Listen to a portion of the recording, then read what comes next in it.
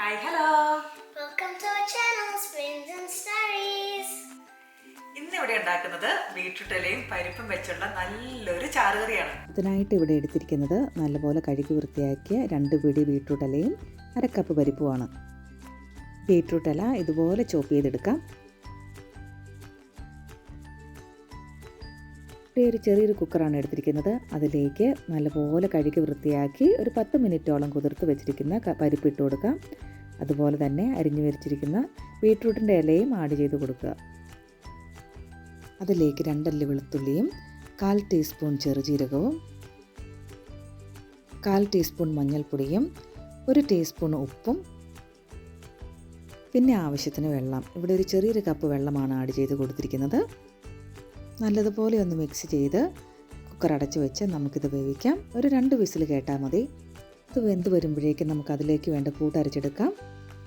അതിനായിട്ട് 1/4 മുറി തേങ്ങയിലേക്ക് 2 പച്ചമുളകും 3 ചെറിയ കഷ്ണം സവാളയും ആവശ്യത്തിന് കറിവേപ്പിലയും 1/4 ടീസ്പൂൺ ചെറുജീരകവും ഒരു മിക്സിയുടെ ജാറിലേക്ക് എടുത്ത് ഇതുപോലെ നല്ലപോലെ അരച്ചെടുക്കാം. കുക്കറിൻ്റെ ആവിയുടെ പ്രഷർ നല്ലപോലെ പോയതിനു ശേഷം നമുക്കൊന്ന് തുറന്ന് നോക്കാം. ഇപ്പോൾ ബീട്രൂട്ടിൻ്റെ ഇലയും പരിപ്പും നല്ലതുപോലെ വെന്തിട്ടുണ്ട്.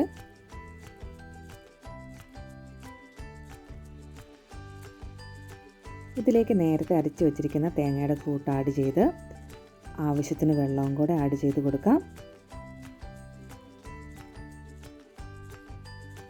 ലോ ഫ്ലെയിമിലുള്ള അടുപ്പിൽ വെച്ച് നമ്മളിതുപോലെ നല്ലപോലെ ഒന്ന് മിക്സ് ചെയ്ത് കൊടുത്ത്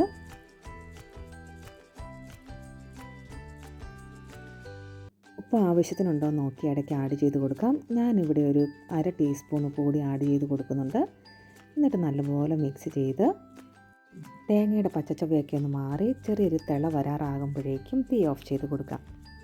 കടുക് താളിച്ച് കൊടുക്കുന്നതിനായിട്ട് ചെറിയൊരു പാനിലേക്ക് 2 ടേബിൾ സ്പൂൺ വെളിച്ചെണ്ണ ഒഴിച്ച് ആവശ്യത്തിന് കടുകിട്ട് പൊട്ടി വരുമ്പോഴേക്കും നീളത്തിൽ അരിഞ്ഞു വച്ചിരിക്കുന്ന സവാളയും 2-3 വറ്റൽമുളക് നടുവേ മുറിച്ചതും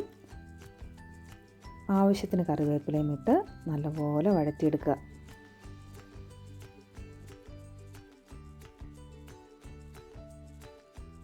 ഇപ്പോൾ നമ്മുടെ സവാള എല്ലാം നല്ലപോലെ മൂത്ത് വന്നിട്ടുണ്ട്. ഇത് നേരത്തെ റെഡിയാക്കി വെച്ചിരിക്കുന്ന ബീട്രൂട്ട് ഇല പരിപ്പ് കറിയിലേക്ക് ആഡ് ചെയ്ത് കൊടുക്കാം.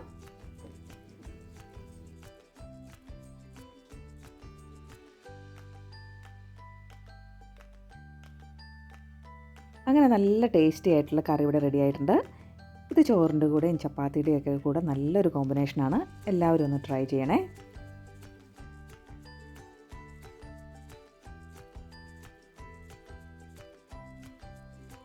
Thanks for watching.